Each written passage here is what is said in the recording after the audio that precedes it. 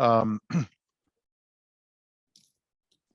so tonight, I'm going to be talking to you about identifying shorebirds. And I know some of you have seen some of my presentations previously, and the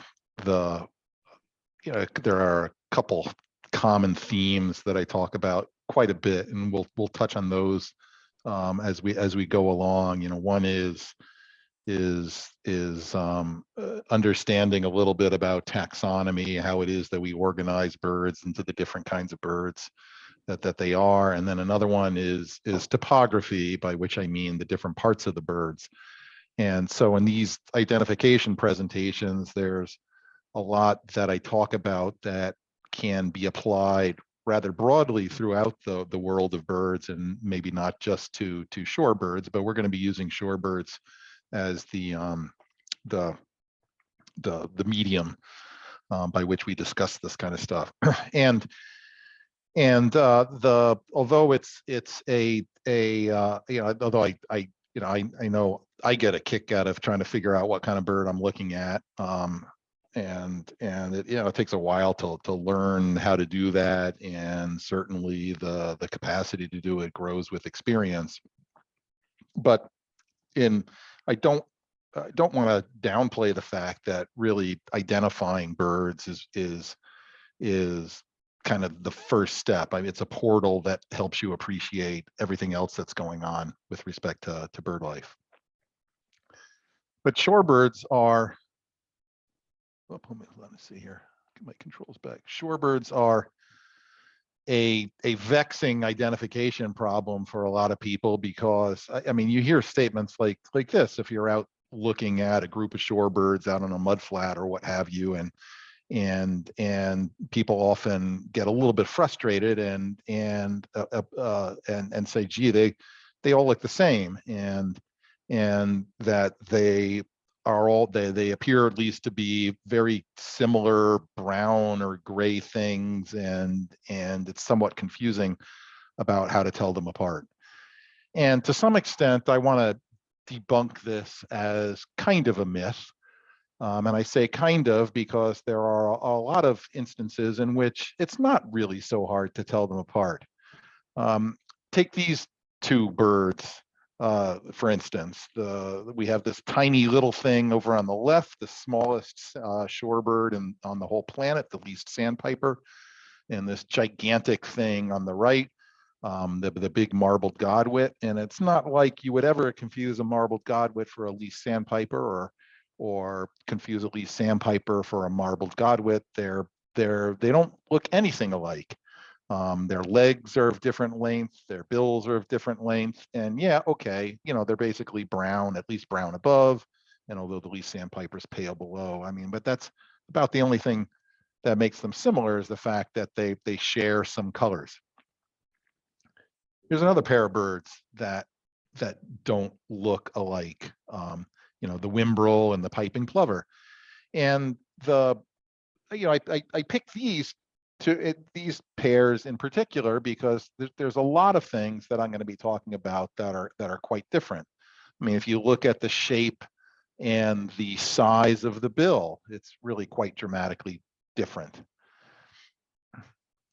And so I'm proposing to you that the solution for trying to tell these shorebirds apart is to focus on shape and structure and proportions, make a lot of use of relative size, and just a quick note about size is that size can be difficult to use with a single bird, but shorebirds, fortunately for us, with respect to this size issue, they're often out there together, and so we can compare sizes of different birds. In addition to the all-important shape, structure, and proportions, and in size, there are some other features that are good to look at. That how the birds behave, and vocalizations are always something to pay attention to. And I am a firm believer in at least paying attention to vocalizations, and just starting to build up your own personal repertoire of what it is that you recognize or not. And even if you can't tell, what kind of bird or what kind of bird you're hearing immediately. You can remember different things about the vocalization, and something that's important to note. And so these characteristics of plumage really are things that come in only at the last stage of the identification process with respect to shorebirds. And oftentimes it's something that becomes critically important only when you're trying to decide between one or two or between two or three different kinds of birds. Not that plumage can't help along the way if you notice something about it, but learning how to utilize shape, structure, and proportions will very much help to simplify the identification process for not only shorebirds, but many different kinds of birds. So how do we use shape, structure, and proportion? Well, one of the things that we'll talk about later in the presentation, for instance, is looking at, say, the length of the bill in comparison with the head. You can compare the bill size to the leg length. I mean, it's this comparison kind of thing, and that's why I list the proportions as something that helps us to identify shape. And then we're going to talk about the wing and tail relationships, that even on a bird that has its wings folded up around its body, it's going to tell us something about the length of the wing, and that'll become important to us in a few instances that we'll discuss in some detail a little bit later in the presentation. As I mentioned at the outset, I like to really harp on this whole taxonomy and topography thing. And taxonomy, I really encourage to learn families of birds and what kind of genus a bird is in. So the word genera is the plural of genus. We'll talk about this with relationship to the shorebirds. Here, the families that we have several different families of shorebirds. I should mention too, the family of this goes back to this taxonomic hierarchy that Carl Linné put together back in the late 18th century of kingdom, family, class, order, family, genus, and species. And so the scientific name that we associate with birds is the two words that constitute the genus and the species. That's the lowest level. And then the next level up is the family level. And although these things, oftentimes they have this kind of Latin or Greek kind of sound to them, and maybe a little bit difficult to remember, even just an awareness of the fact that we organize birds into these groups are important. And certainly up at the family level, the names of the families, you can use regular English words for those. So there's a whole family of birds that consists of the hummingbirds.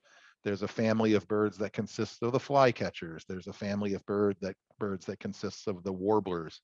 There's a sparrow family. There's the hawk family. The ducks and the geese and the swans are all put together in a family.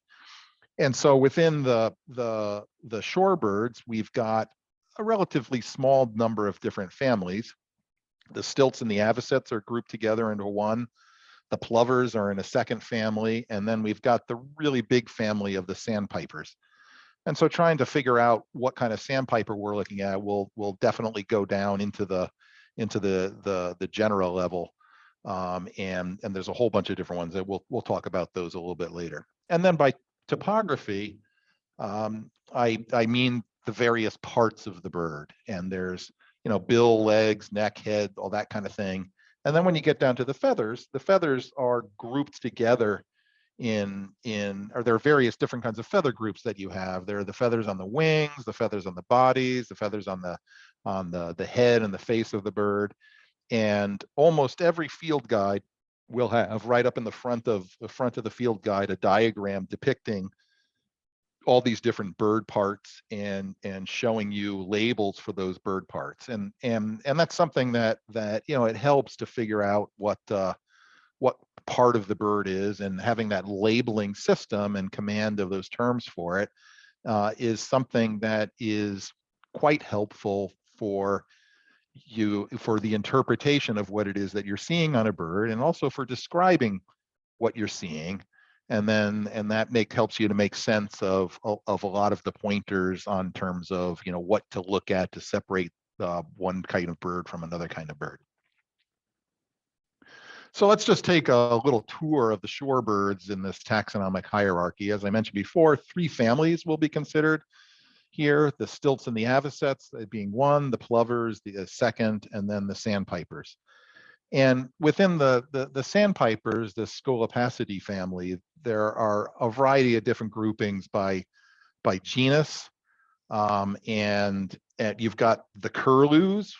We have just our Wimbrel is the one. Those are they're generally big shorebirds that have long down curved beaks. There's another genus, which are the godwits.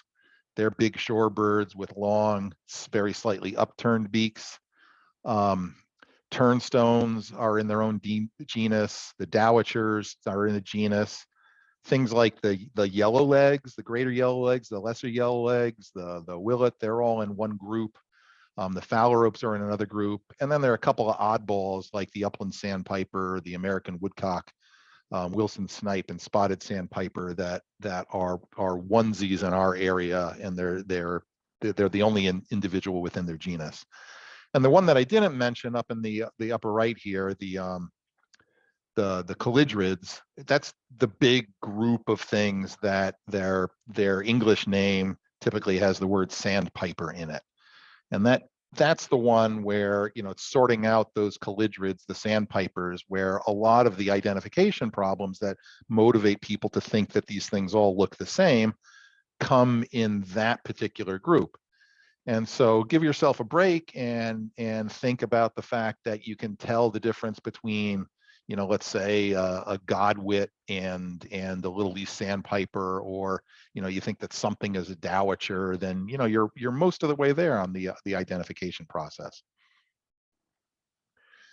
And, you know, I mentioned with this shape, structure, and proportion, you can get a lot of mileage out of telling the birds apart, just how they're built. And so here's a whole set of silhouettes of these birds, and you can see I don't know how many different types are in here, 4 or 5 types, but just take a look at this for a moment and reflect on the variable amount of leg lengths that are out there, bill lengths. Yeah, there are some birds with fairly short bills. A lot of those are the small birds, but there's also a couple of larger birds, maybe on the left side of the top row and the right side of the top row, that have shorter bills. Birds with extremely long legs, way over there on the right, that one with the you know, the one with that longest legs, that's a blackneck stilt over there. And so let me see if I can find my little pointer here. Is this the pointer? Or is that a pen? No, it's everything. So up here in the upper left, this is a relatively sizable plover, like maybe something like a black-bellied plover. Here's some little sandpipers, you know, over there, more of these little sandpipers. There are a lot of those kind of strewn around here. Oh, well, this one right down here, about the size of a sandpiper, but it's not quite. I mean, it's you know, it's short billed like the sandpiper, but the posture is a little bit different. It's quite erect and kind of keeping its head up. This is one of the smaller plovers. Here's a bird probing in the ground with kind of longish legs. This is one of those, what I call the tringids or the shanks, maybe like a yellow legs. Another one of those guys right here. Here's a bird that looks sort of similar to that, but its bill is longer. This would be a dowitcher. Here's something kind of like that, but an even longer bill. This would be a Wilson snipe. The curlew maybe is pretty obvious. Here's a Wimbrel sitting over here. And this big fella in here would be a godwit. And so, you know, labeling things this way, you know, we've already navigated a lot of the identification problem just on the basis of shape and structure alone. Yeah, park that over to the side. Here's the American avocet, you know, that first family, the avocets and the stilts. In these parts, both of them, although they're not frequently occurring, at least when they do occur, they're really quite distinctive. This is the American avocet with the female with that up curved bill. Very different from from a plover in the next family. And just illustrating this, here's a semi-palmated plover as an example of what's in the plover family. The upland sandpiper, something of a distinctive bird. There's a lot about it that gives it a distinctive shape, just this kind of thin necked look with a larger head on top. And then the sandpipers. And as I mentioned, the sandpipers tend to be a little bit vexing. These things are pretty much built the same, a sanderling on the right, a least sandpiper on the left. And although these look, maybe dramatically different here, but like I said before, these calidrids are the ones that we tend to think of as a little bit harder to tell apart. Dowitchers is another genus is the dowitcher genus. These are short-billed dowitchers. Telling a short-billed dowitcher from a long-billed dowitcher, the two members of that one genus, that can be a little bit difficult. But at least if you know that you're looking at a dowitcher, you're all the way there except for a choice between two species. Here's a snipe. This one I didn't have to kind of convert the photograph into a silhouette. It just kind of naturally came out that way. But the snipe have that very distinctive long-billed structure to them. And just compare that, just to look at the comparison, let's say, telling how long the bill is. I think a good thing to practice is to see think about how long the bill is in comparison to the head, right? And so here the snipe has at least 2 head widths in the length of its bill, more than double the length of the bill. And here's a greater yellowlegs. We're going to talk about bill to head ratio for the yellowlegs quite a little bit later on, but we can see here that it's not quite twice the length of the head for the bill. So the greater yellowlegs, this is whether you call them tringids, the genus is Tringa, hence the term tringid, or shanks is what the Brits call them. There are a whole number of these species worldwide. I think we have maybe 5 here in the US. And although I say to focus on shape, we have to be cognizant that depending on what the bird is doing, the shape of it can appear quite different. And so we've got some sleeping birds up on one leg over on the left-hand side, a feeding bird third from the left, and then some standing birds in 3 degrees of alertness. And you can see how the shape of the bird differs in each one of these positions. And even the shape in flight as well is something that changes. But as you get familiar with birds and watch them in a variety of positions, you'll start to get a feel for what they look like in different positions as well. So, shape, structure, and proportions, and again, shape, structure, and proportions, and once more, shape, structure, and proportions, I think are your first go-to with respect to shorebird identification, and then plus these other factors that I mentioned, size, behavior, and vocalizations. Plumage does come into play, and one of the things that we have to be aware of with respect to the plumage is that shorebirds, like many other kinds of birds, can have a different plumage appearance depending on how old they are and what season it is. And so there's some age variation. We're going to talk about adult versus juvenile a little bit, and then also what they look like during the breeding season versus the winter season. And this is complicated a little bit for us because the majority of the shorebirds that we get to see here in Illinois are birds that are passing through. We don't have them either in the summertime, nor do we have them in the wintertime, or during the breeding season and the wintering season. They're passing through, either going north in the spring or south in the fall. And so many of these things will be in transition between different kinds of plumages as they do that. And then another thing to be aware of is that, yes, there is quite a bit of individual variation, especially with respect to where they are in this molt cycle as they're changing their plumages. and we don't want to fall into this something of a trap to think that the birds have to look exactly like what's in the field guide. And to illustrate that point, I'm going to call on a couple of least sandpiper friends of mine that like to go out mammal watching when they have the time available. And so here they are out in the field looking over their mammals, and they spot one off in the distance. So here I am out walking on the pier, the fishhook pier at Montrose Point, and the little peeps are down there in the sand and the beach dunes, and they're trying to figure out what kind of mammal they're observing. And so, like good mammal watchers, they're equipped with the field guide to mammals, and they're thinking that maybe I'm a human being, and they're going to go check their field guide. And here's the field guide's depiction for the human being in their mammal watching guide.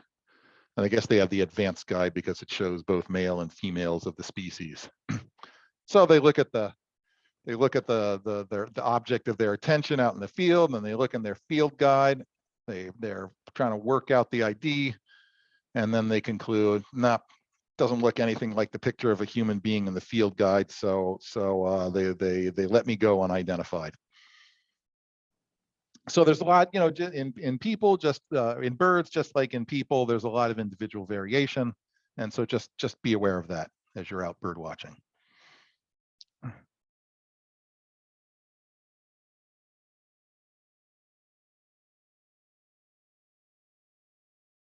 Okay, oops, let me see here.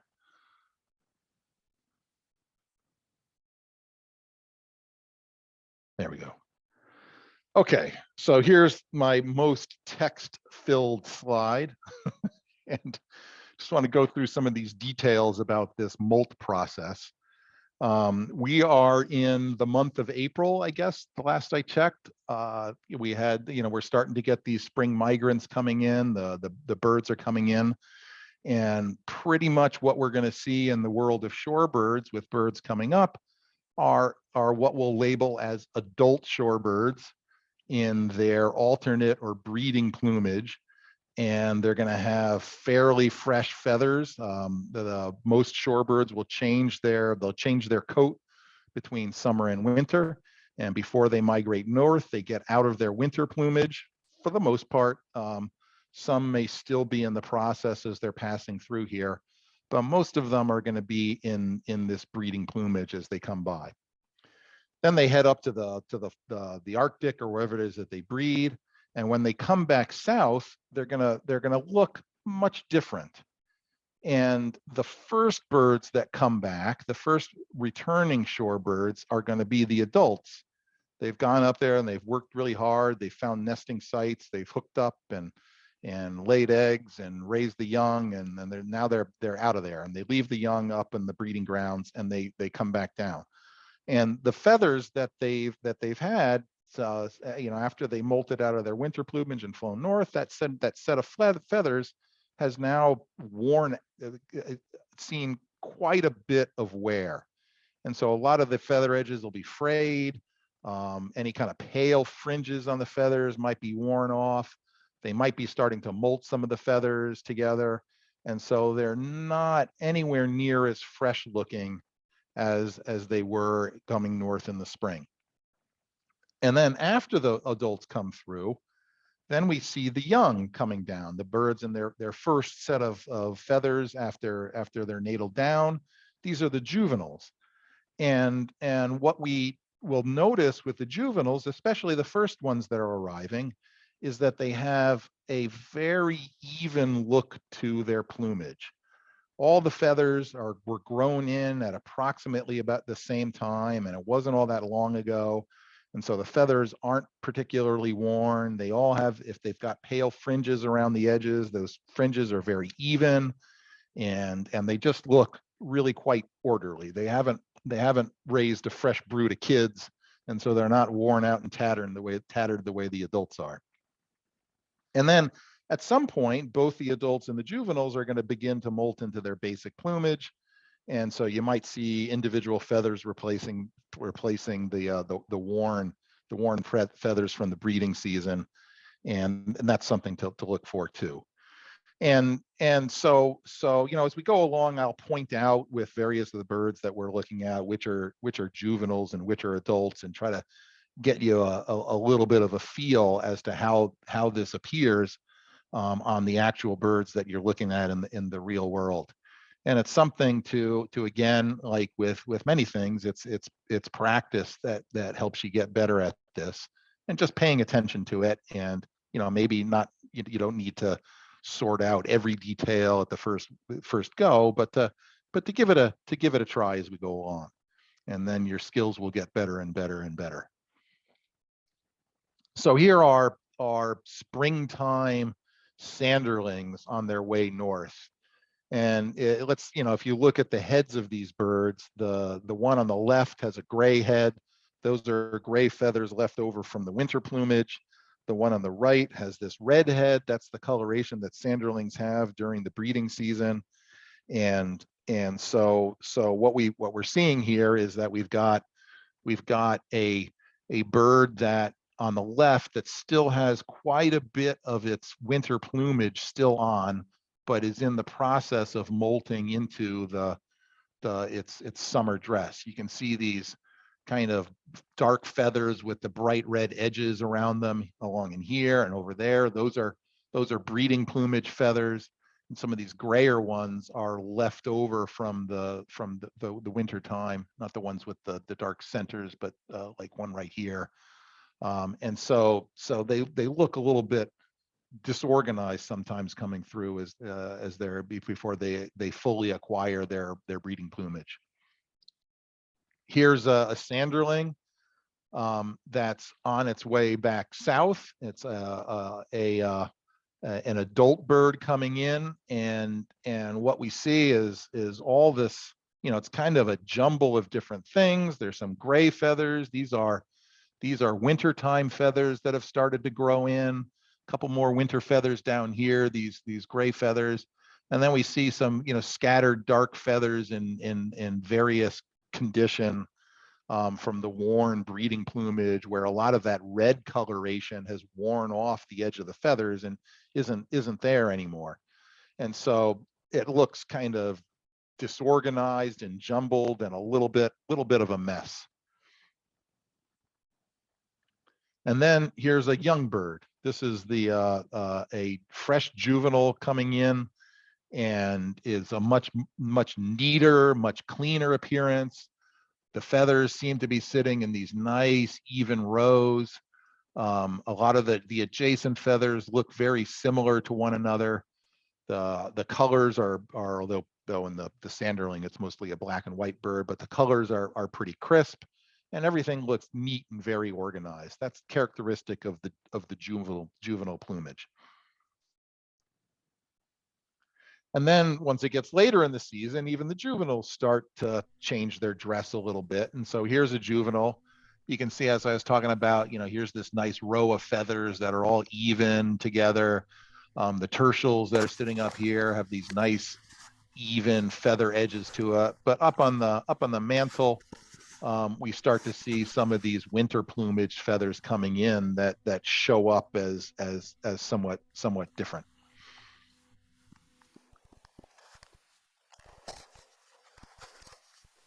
Here's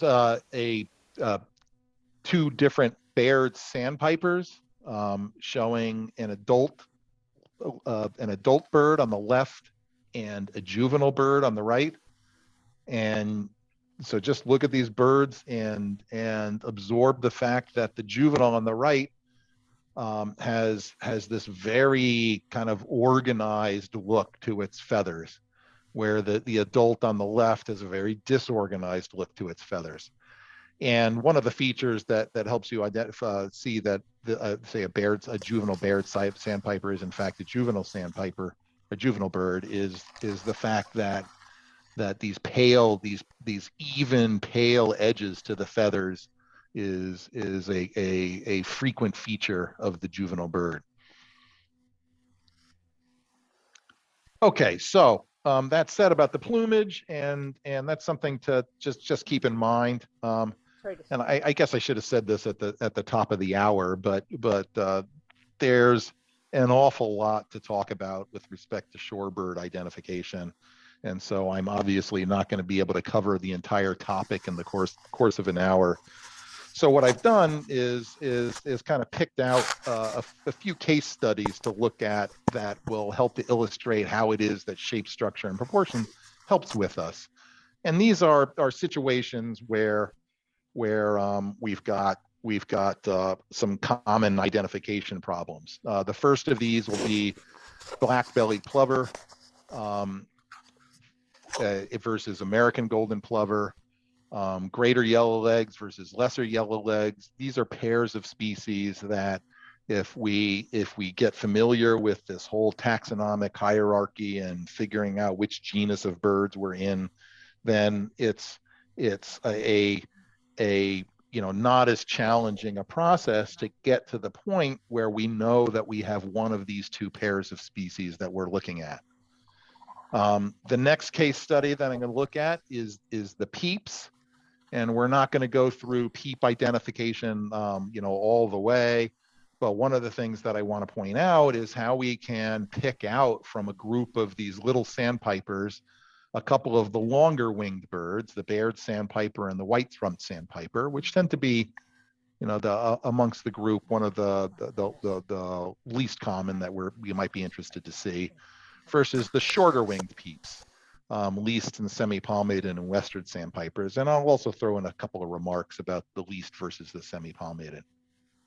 And then I think we've got we'll look at the dowitchers, and that'll be something where this whole business about the plumage and it'll be an illustration of why it is that this whole business about juvenile versus adult birds can be important to understand, because it comes in handy when looking at dowitchers. It's something that not only does it come in handy, but it's something important to do to understand whether we're looking at adult or juvenile dowitchers. That makes a difference with respect to how it is that we tell them apart on the basis of the plumage features.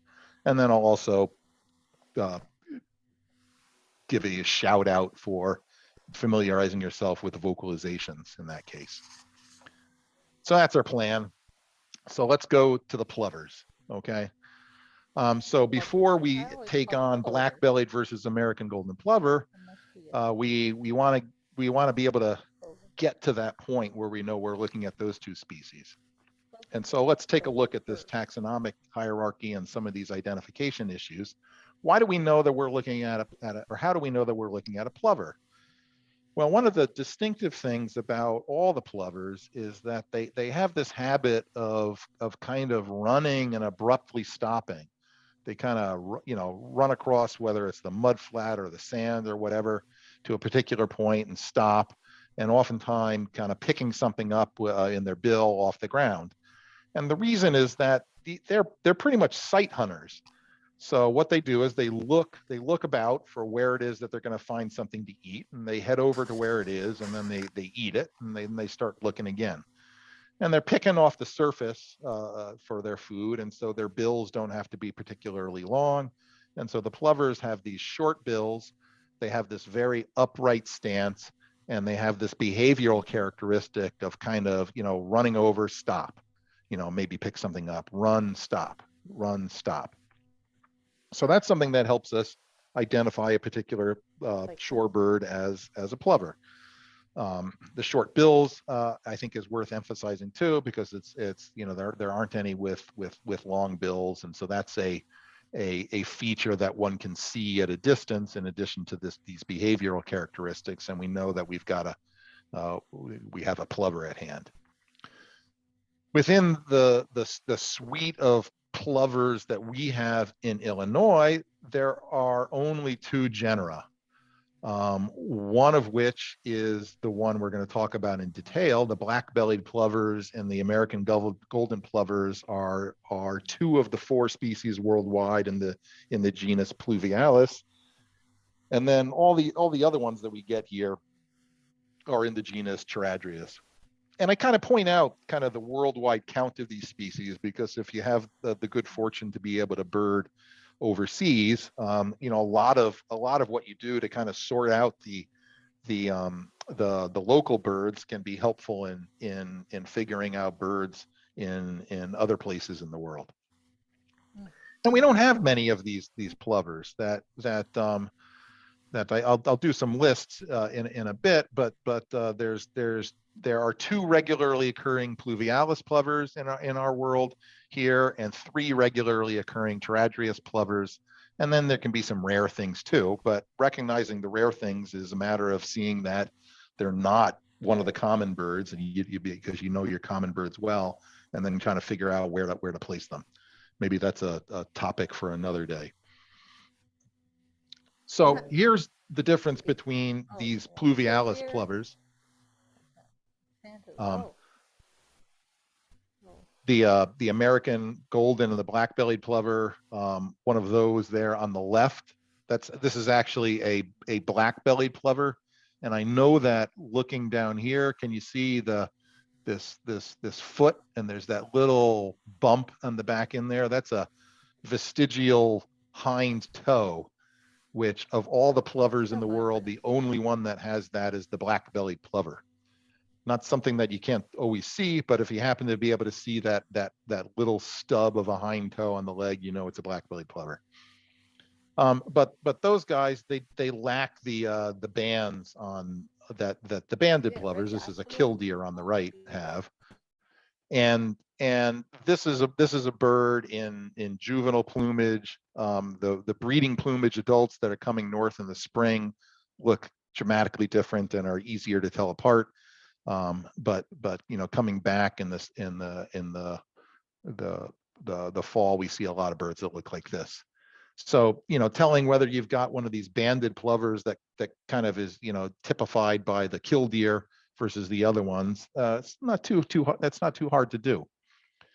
As I mentioned, there are these 5 species that are the common birds in this group in our area. The killdeer, the semi-palmated plover, and the piping plover. I guess the piping plover is not necessarily so common, but maybe they're the most famous these days with the recent breeding activity in the state. And then on the pluvialis side, we've got black-bellied and American golden plover. These are the 4 rarities that have occurred within the Charadrius genus in Illinois. Not to worry about those tonight, however.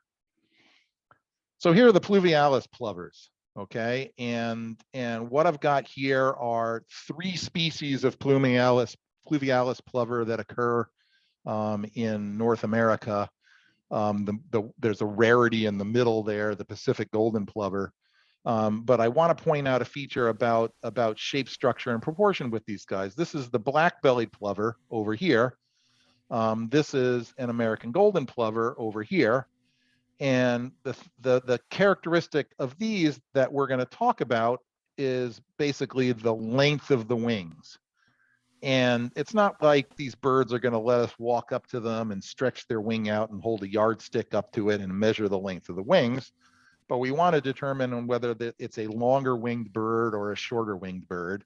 And the way that we're going to do that is is to look to see where the tip of the wings is with respect to the tail. Now, here here's the tip of the tail, this bottom thing that's poking out the back end, and here's the tip of the wing on the top, and those are fairly equal in how far they poke out the back of the bird. Whereas over here are the 2 wing tips of the American golden plover, and here's the tip of the tail in there, and we're able to notice that those wings sticking out past the end of the tail. And here in the guy in the middle, like the American golden plover, it's also got this kind of longer wings that stick out past the length of the tail. And although in these silhouettes and even on an actual bird, sometimes you're trying to look to see if you're looking for this, you're trying to find the tail. Maybe you can't see the tail, or you're not sure where the tail is, or what have you. But another thing is that these longer winged birds tend to have a kind of a pointier back end, or a more kind of tapered look to the back end. That can be a little bit subtle. I mean, certainly if you're able to see where the tail is versus where the wingtip is, that's much better. And so that's this aspect of shape, structure, and proportion that I want you to to try to get a feel about as we look at all these plovers. Okay. I think this is the stuff that I said about the wings, so I'll skip that part. So it's the American golden plover that has longer wings, the black-bellied plover that has the shorter wings. We can compare this to the tail tip. And then also the bill and the head proportions. The American golden plover has it's like a slimmer bill. This is a little bit more subtle to tell apart because we're not making a judgment about, one piece of the bird versus another piece of the bird. We're just trying to make a judge about how slight the bill is. And another aspect of the bill and the head that we can use is how big the eye looks in the head. And so those are some tips to, but I think the one that the shape, structure, and proportion feature that is the easiest to determine definitively is going to be these wing proportions. So here are a couple of birds, and I want you to look at these two individuals and try to figure out on the back end of the bird to see where you think the wings are, where you think the tail is, and whether you think the wings stick out past the end of the tail or not. This is that black-bellied plover again, because if you're careful, you can kind of see that little vestigial hind toe. So we know this is the black-bellied plover. So if we remember, they're the ones with the shorter wings, the wings that should be about the same length as the tail. Here's the back end of the bird with the wings. There are these dark brown things that are sticking out. And if we look really super carefully, we can see that there's actually two wings there, two wing tips. And so that this is not the far wing poking out, but we can see these little pale notches in the side of the tail that kind of give a little bit different look to the tail in comparison to the wings. So that's actually the tail of the bird. These are the wings, and we can see that they're just about the same length.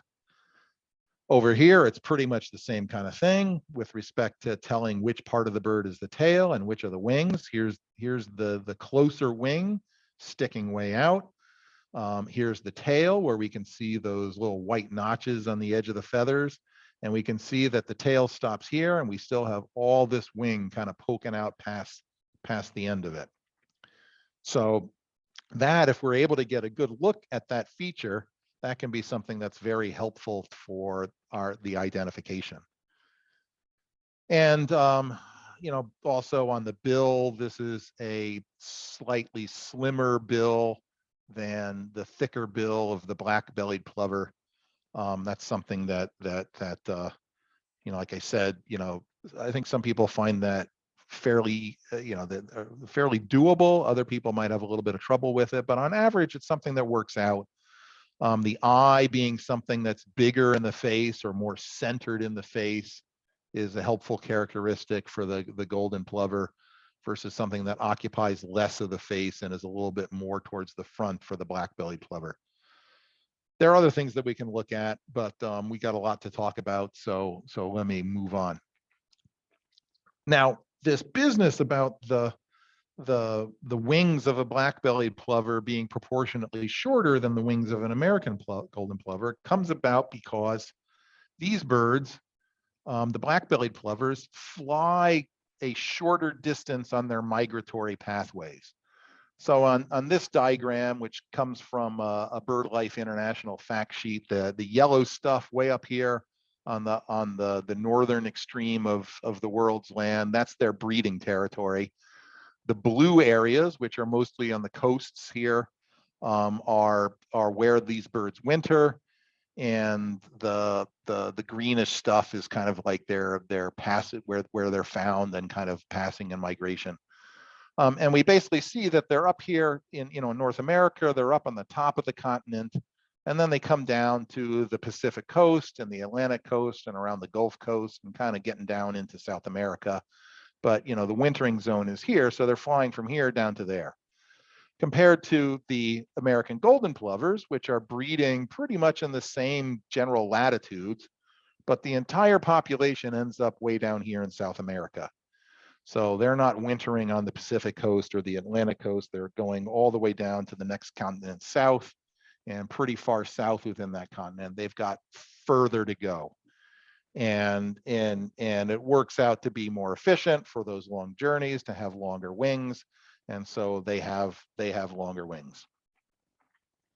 So that's kind of an interesting piece of their natural history that jives with this identification framework. Okay, so here's a little bit of a for you to take your shot at which bird is what species, and you can do this on the basis of this wing length alone. And so we've got the bird on the left. Look at its back end and try to find the wings versus the tail. Here is the tail, right? And you can see those little white notches on the edge of the feathers, just like these are the tertial feathers. We'll talk about tertials a little bit later. You can see those white notches. And then these are the wings. And then over here, we've got the back end of the bird. We can see the wings sticking out the end there, and here's the tail. And so I'm hoping that you're beginning to get a little bit of confidence with this and can tell that the bird on the right is the longer winged one, and then the bird on the left is the shorter winged one. And then the next step is to remember that the long winged one is the American golden plover on the right, and then the short winged one is the black-bellied plover on the left. And again, I'll point out there's that little vestigial hind toe for the black-bellied plover. I think you probably agree with me that in comparing these two birds, it's not so easy for this pair to say which one has the heavier bill. But the longer winged bird tends to be the more slim looking bird.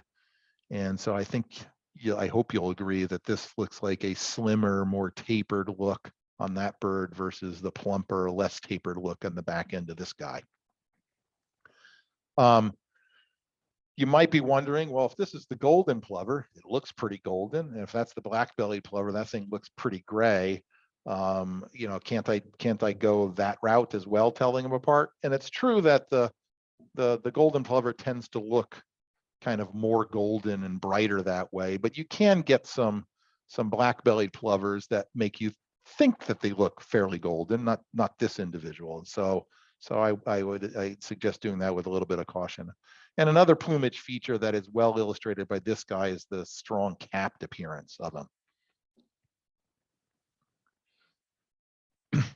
Here's another group or another pair of birds, right?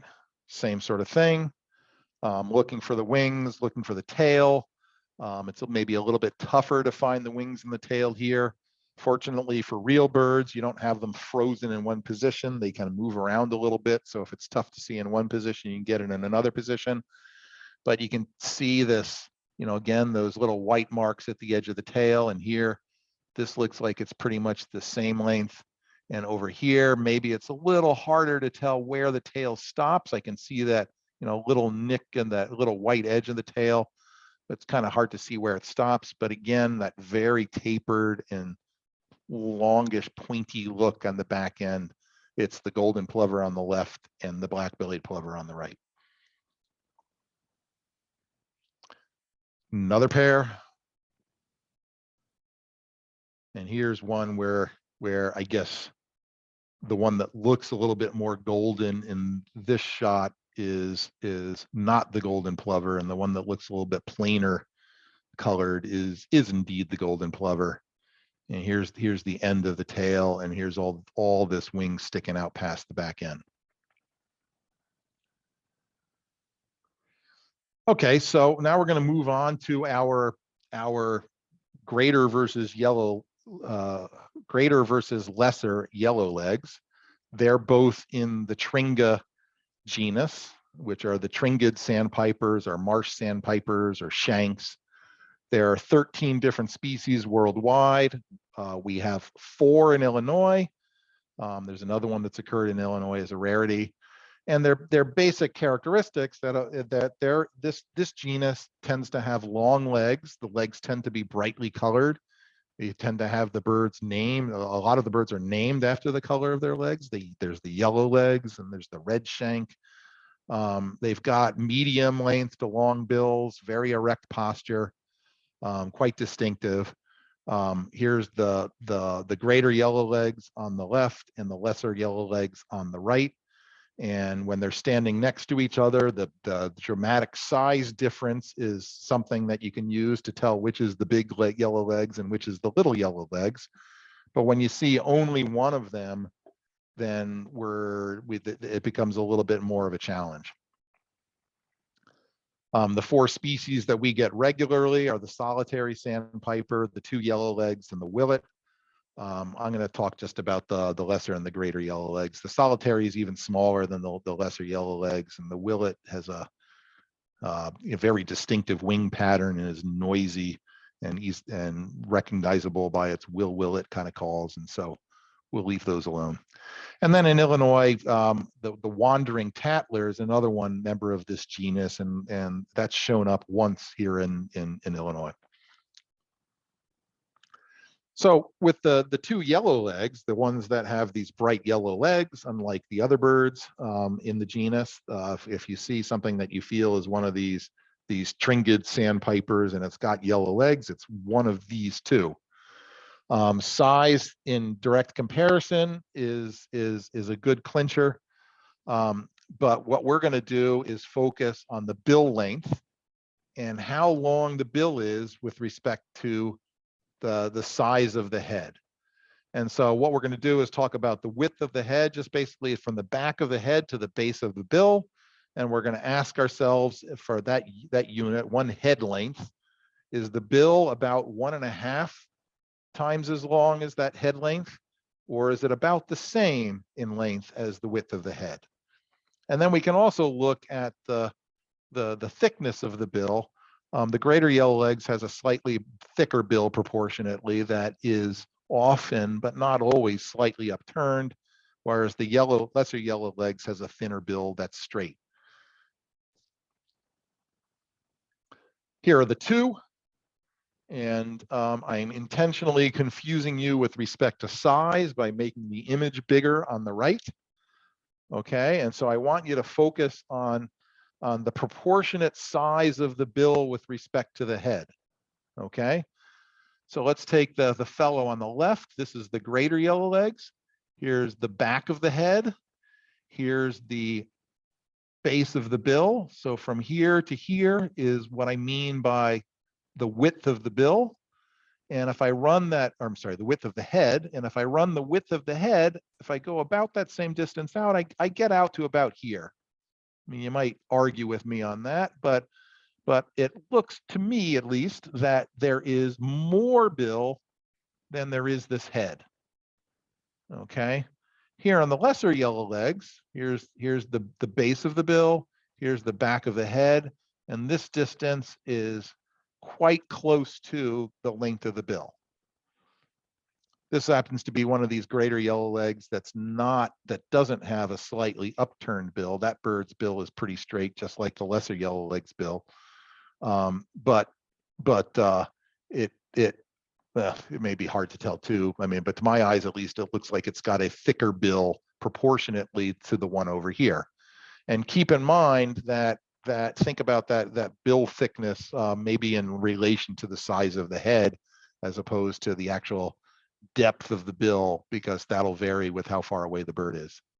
And just a quick note here, even though this thing has yellow legs, there's a lot of muck on the legs that makes it look, a little bit, not quite as bright yellow. Let's take a look at another couple of birds here. Again, let's not focus on size. Let's just focus on the proportion of the bill length, or the proportions of the bill length to head.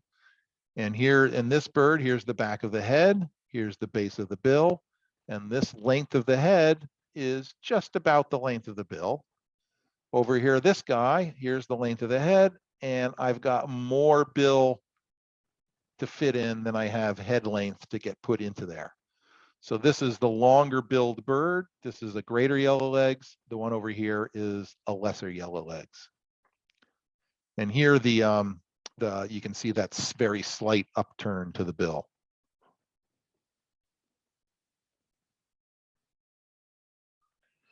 Another pair of birds, okay? And there's a series, this one and this one. I'm going to make some comments about it, but again, focusing, trying to get a sense for the proportional size of this thing. Here's the bill length, here's the head width, looks about the same. Here's the head width, looks like I've got more bill than I have head. Again, that ever so slight upturn to the bill and the proportionately thicker look. Here's the greater yellow legs, here's the lesser yellow legs. And I wanted to point out here that this is a greater yellow legs that's resting. It's in a kind of a resting posture where the neck is kind of drawn in, there's no neck. Here's the lesser yellow legs in a more alert posture and the head's out a little bit, we see more of the neck. Whereas the reverse is true in this pair of you. We've got the greater yellow legs on the right in a very alert posture and the lesser yellow legs on the left in a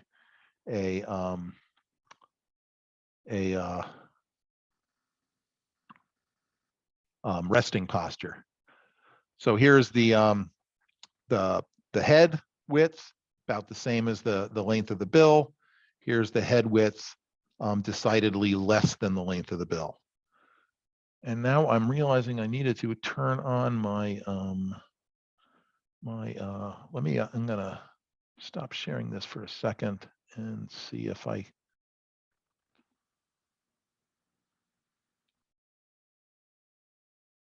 forgot to turn on my sound.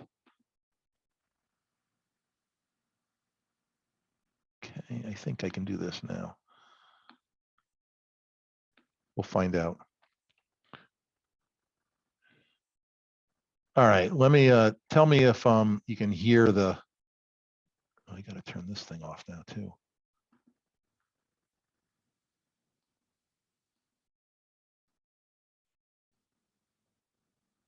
All right, I'm going to play the vocal.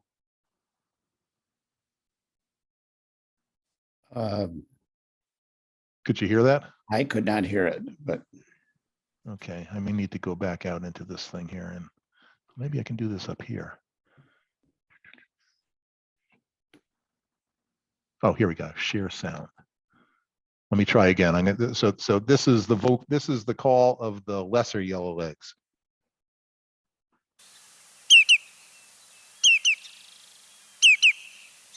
How about that time? Could you hear it? Definitely.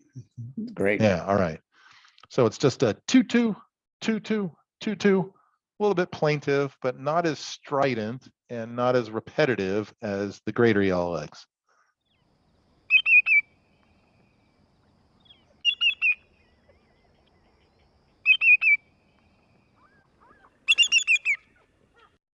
So similar vocalizations, but the paired notes for the lesser yellow legs.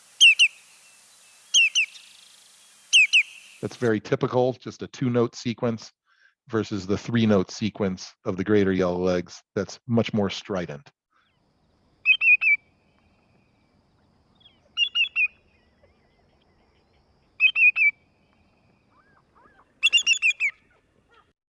Some things to listen to. Oops, sorry. Didn't mean to play that again. Okay, let's talk, once more about this proportion stuff in the context of the calidrids, which are these vexing things. There's a whole bunch of them, 24 species worldwide. We get 11 in Illinois. So even if you learn, all these genera, different groups of birds to put them in, even when you get into this little sandpiper, calidrid sandpiper group, there's still 11 to sort through. There's a whole bunch of them down here. You can see, some variability in terms of leg length and bill length and what have you. And we're going to be pretty much focused on these guys down here. Let me turn on my little pointer again. Something like these two. So the bills and the legs are generally short. There's some variability in there. They tend to feed, unlike the plovers, where I mentioned before. The plovers just kind of run along. They run over to something, they pick it up, and then they stand upright. the sandpipers are much more of a probing type field feeding style, where they're not picking things up off the surface, they're going slightly down into the substrate with their bills. And depending on how far down into the substrate they're going to go, they will have a shorter or longer bill appropriate to that task. And generally speaking, within this group, the ones that have the shorter bills tend to stay away from the water's edge, and the ones that have a little bit longer bill can be out in the water somewhat. And so that bill length and the leg length grows in relationship to where it is that they do most of their foraging. But the difference between this feeding style enables you to split the small plovers apart from the small sandpipers just by their behavior, and that's possible to do at even quite a distance. Here are all the species that we have in this genus that have occurred within the state. The ones in the italics and the kind of lighter blue color are the rarities, but there's still enough of these things out there that it makes it look like like a super challenge. We're going to be focused on the ones that I just put into red type. These are the so-called peeps, or the stints, including the two longer winged ones, which are the Bairds and the white-rump sandpiper.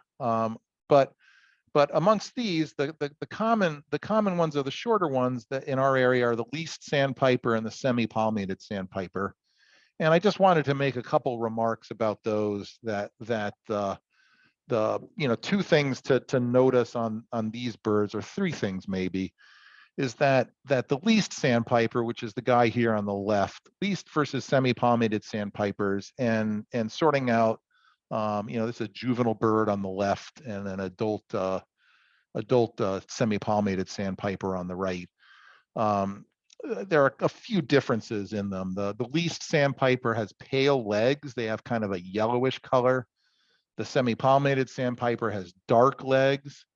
The bill on a least sandpiper tends to have a little slight curve to it. It's more tapered and thin versus a very stubby blob-ended bill that tends to be pretty straight on the semi-palmated sandpiper. But oftentimes you can tell them apart pretty quickly because the least sandpiper tends to be kind of brownish and the semi-palmated sandpiper tends to be kind of grayish. And maybe that's a little bit tough to tell in this view here, but these two birds kind of illustrate the point a little bit. These are both springtime birds, and we've got kind of a grayer bird over on the right and a browner bird over on the left. And I think it's good to take a good close look at the bill of the bird, that kind of thinner, tapered, pointed look on the bill for the least sandpiper versus the stubbier bill on the semi-palmated sandpiper. And we can see those features, the grayer appearance here, the browner appearance there, and that bill shape, even though we're not able to see the leg color on these guys.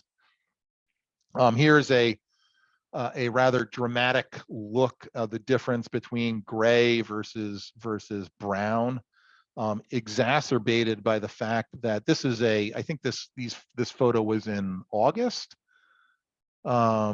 This is anyways, it's in the fall migration. This is a juvenile least sandpiper with that very even looking look to the feathers. This is an adult semi-palmated sandpiper with that very jumbled look to the feathers. We can see the paler legs of the least sandpiper. We can see the darker legs of the semi-palmated sandpiper over there. And at least on my screen, it's really hard to pick out where the bill is on the semi-palmated versus the guy in the back, but we can see that tapered look to the bill of the least sandpiper. Back to our list of species, the two birds in this group of peeps on the right that I've underlined, the Baird sandpiper and the white-run sandpiper, we can pick those out from the rest because they have longer wings. And I want to spend a little bit of time looking at that. So here is wing length in calidrids. And again, we're going to do just like we were doing with the plovers. We're going to look at the length of the wings in comparison to other feathers. And we'll use a couple things. We'll use the tail and how whether the wings stick out past the end of the tail. But we're also going to use a couple of the feather groups. And so this little black bar here marks on this bird the tip of the longest of what are the tertials. So these are the tertial feathers. I'm going to explain what a tertial is in more detail shortly, but at least what we can see is that here's some darker feathers with very minimal pale edges, and here's some feathers that aren't quite as dark with more noticeable and colored pale edges. And we can see kind of a change in the appearance of these things to there, and that's the change of the feather group. And so on these long-winged species, the Bairds and the white-rump sandpipers, the wings stick out well past the tip of the tertials, and they also stick out past the tip of the tail. Now over here on the least sandpiper, we can't see the tail. The tail's down in there someplace. But here is the tip of the longest wing feather. And then these are the tertials sitting here with these kind of colored edges. And the tip of the longest tertials, he's pretty much fairly close to the tip of the longest wing feather. All right, so what do I mean by tertials and what do I mean by wing feathers? Well, we got to look at some of this wing topography. And so here's the outstretched wing of a shorebird. Here's the wing as it starts to fold up. And here's the folded wing of the resting bird that's not flying. And so with the wing stretched out, we can see some of these feather groups, and the birds are kind enough to often have these kind of pale tips to the feathers that show us where the feathers stop. And so there's a stack of feathers here. The longest feathers, so these feathers, you know, the bone is kind of coming out over here, and these feathers are kind of growing out from roughly that area. And so these feathers are on the arm of the bird, and then these are the feathers on the hand of the bird. And the ones that go out the longest are the flight feathers. And so out here we have the primary feathers. And then we change to another group. These are the secondary feathers. And then the innermost of these wing feathers are the tertials. So those are the tertials. The tertials are actually kind of specialized secondaries. So the wing feathers are split into the primaries and the secondaries, and the innermost secondaries are the tertials. And these things all sit on top of each other. So the longest feather out here, the furthest one out, sits underneath the next one in, which is underneath the one after that. So when the bird folds its wing up, all of these flight feathers are in this big stack of feathers in here, with the innermost ones on top and the outermost ones on bottom. And that's true not just of shorebirds, but basically every bird on the planet. And so these are the tertials you can see there, these feathers right here. And for this bird here, those long feathers out the hand, the primary feathers fold up, and they don't really kind of stick out past the tertials. They're just underneath the bottom. They're in the bottom of this stack of feathers. These feathers out here, I will point out, are called the wing coverts. We've got the greater coverts, we've got the median coverts, and we've got the lesser coverts. And the lesser coverts sit on top of the median coverts, which sit on top of the greater coverts, which sit on top of the wing feathers. And there's another set of these coverts on the underside of the feathers. And these are the covert feathers, and they protect the wing. They cover the wing up because they want to protect those feathers. They're very important for flying.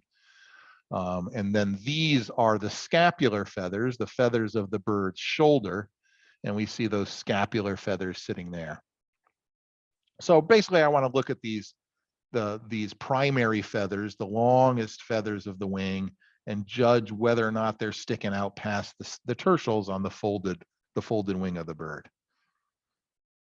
That's just another diagram. That's a flycatcher, or maybe that's not a flycatcher, a varied thrush, I guess. But with the tertials, the secondaries, and the primaries. Okay, so here we have those sandpipers. These are the tertials. This is the stack of the wing feathers with the tertials on top and the primaries on the bottom. And we can see the primary feathers sticking out past the tertials. And we know these aren't just more primary feathers or what have you, because they have that different appearance than what's down here. And then we don't really see any different feathers kind of poking out the end of there. And so So those feathers of the least sandpiper, the tertial feathers, are just about as long as the primary feathers of that bird.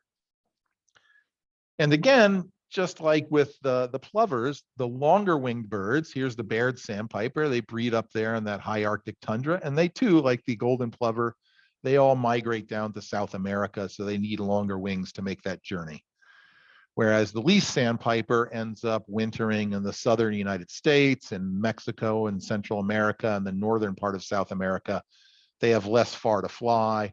They're not as quite high up in the high Arctic area. And so that shorter distance is why it is that they have shorter wings. Same thing for the semi-palmated sandpiper, another one of these shorter winged birds. Shorter migratory distance leads to it having shorter wings. So I'm going to do another pair of, pairwise comparison of, here's a long-winged peep with those wing feathers. Here we can see them in relationship to the tail. They stick out past the end of the tail.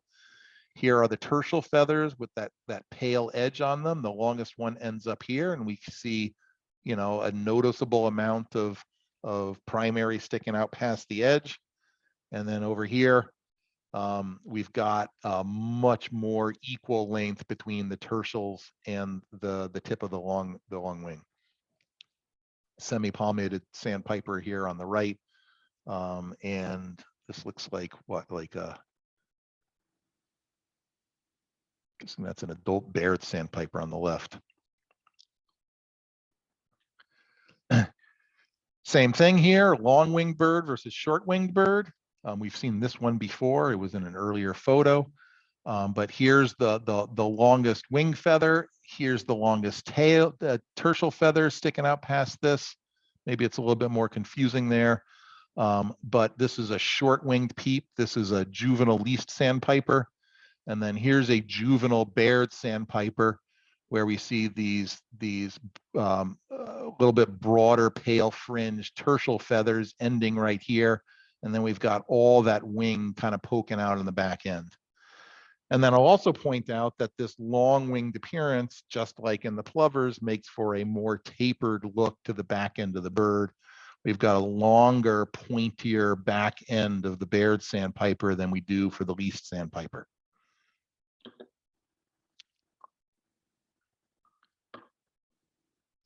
Long-winged bird on the right versus a shorter winged bird on the left. And so here with this guy, we can see the tail now in comparison with the wing, and we can see that even wing and tail length.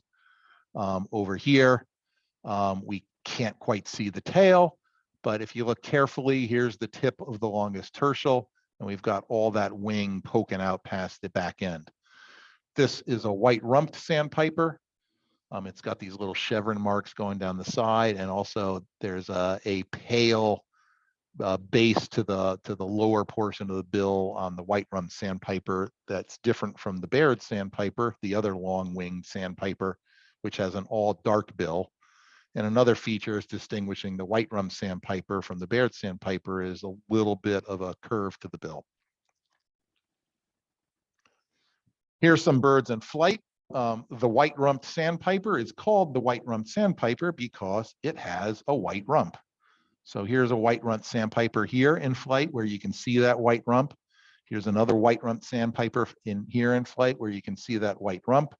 These other guys are semi-palmated sandpipers, this one here, that one there, and you can see that dark center kind of going all the way from the back out to the tip of the tail, and it doesn't have this kind of white U-shaped thing in there.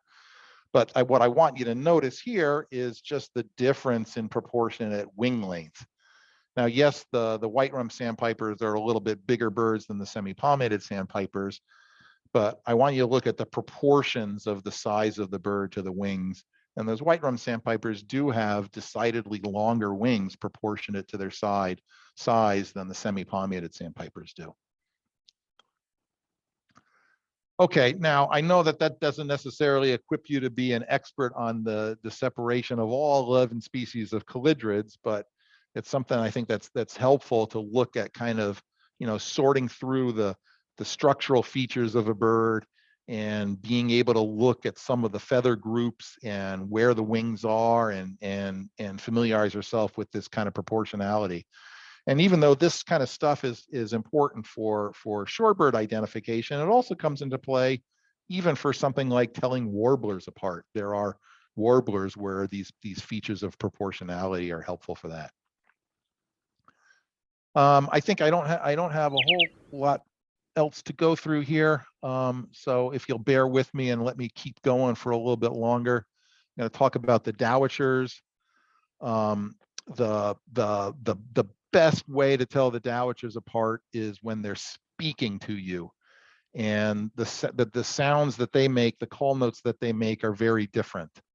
The short-billed dowitcher has a very mellow kind of toot toot toot toot toot, whereas the long-billed is a much more agitated kee kee kee kee kee kee. And I'll let you make a judge on that. Here's the short-billed call. Well, hold on, that wasn't the short-billed call. Let me turn this off. Now we'll try it.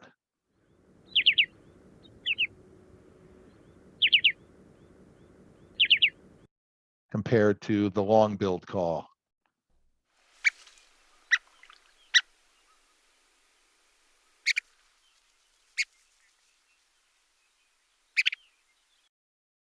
I forgot to listen to this in the it's not the best. I should have put a different recording in here. These are giving these single notes. The key key key. It doesn't appear in this recording, unfortunately, but it's not as mellow as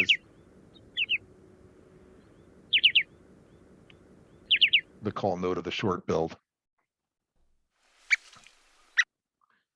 And I mentioned before that the dowitchers are a situation where we want to know what plumage type we're looking at, especially in the fall, when we need to know juvenile versus adult plumage in the fall.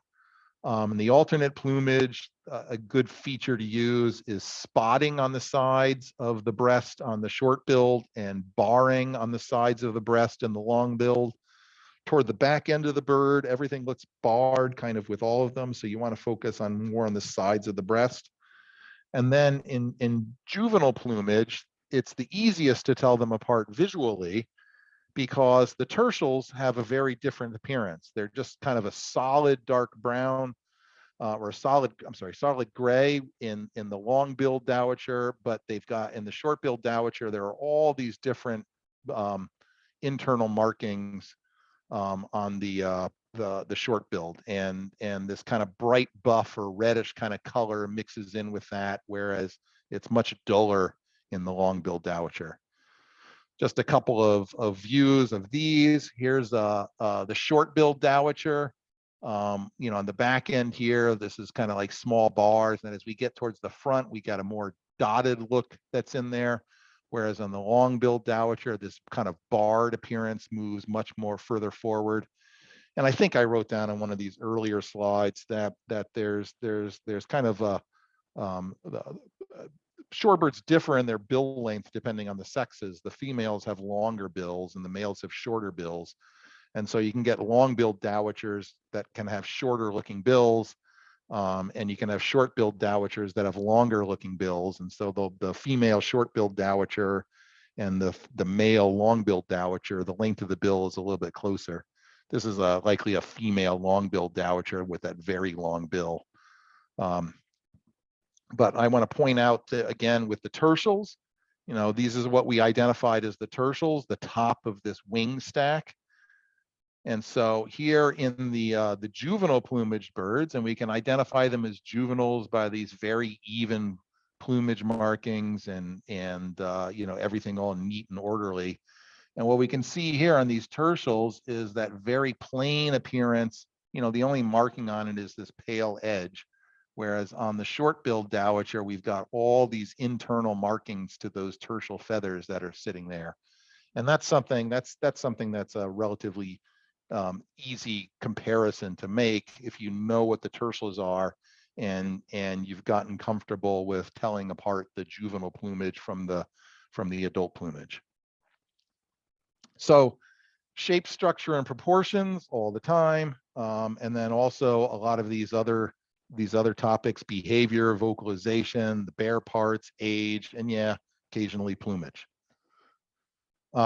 And as I mentioned, I think it's always neat to connect some of these features about, if we understand what kind of bird we are, we can start to get into these other aspects of the bird's life and get a deeper appreciation of them, and understand how it is that parts of their appearance connect to how they make their living.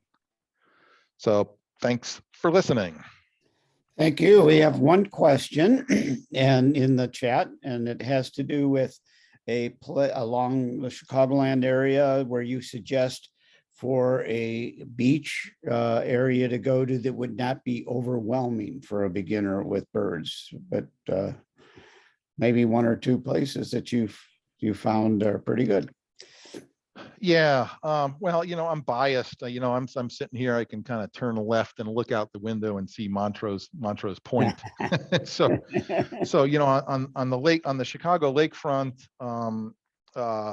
there's I think, well, actually, let me just start over. Basically anywhere that you can find shorebirds. I mean, we tend to be pretty impoverished in the Chicagoland area for shorebirds. Shorebird spots. I mean, so a lot of it is in the springtime. We have these ephemeral pools or floodles sometimes that are called. So if you can find a flooded field that you can be pretty close to, that works. And so those things move around a little bit. Certainly places within the city, if you come into the city to bird, Montrose Beach, and also on the south side, Rainbow Beach, are good spots to see birds. The Burnham Prairie Marsh in the south, just south of the city of Chicago, not far from, it's just a little bit east of I-94, at about, what is that, 100 and it's along, so Torrance Avenue at about 140th Street, I think. I think the thing that you want in a site is not necessarily maybe, to be overwhelmed with the number of birds. I think the issue is more to be in a place where you can get close to the birds. And I know, for instance, that I've spent time with people on Montrose Beach, where there is shorebird habitat. Sometimes the center of the beach kind of forms what we call Lake Montrose, and you can get up close to the birds and have least sandpipers and semi-palmated sandpipers, 5 to 10 feet away from you, that you can look at sometimes. And there you can do a close study and look at the appearance of the legs. You can see the semi-palmations in between the toes of a semi-palmated sandpiper. And so that's helpful. Now that's not always the case, especially kind of, the birds can get a little bit acclimated to the people on the beach situation. But in a lot of these floodal areas, you can be not all that far away. And that helps quite a lot to be able to study the birds. And if I sound like I'm waffling about exactly where to go, it's because to some extent where the birds are moves around quite a lot based on the conditions. Very good. Well, thank you very, very much for all that great information. And don't forget, we did record this, and I will stop that right now.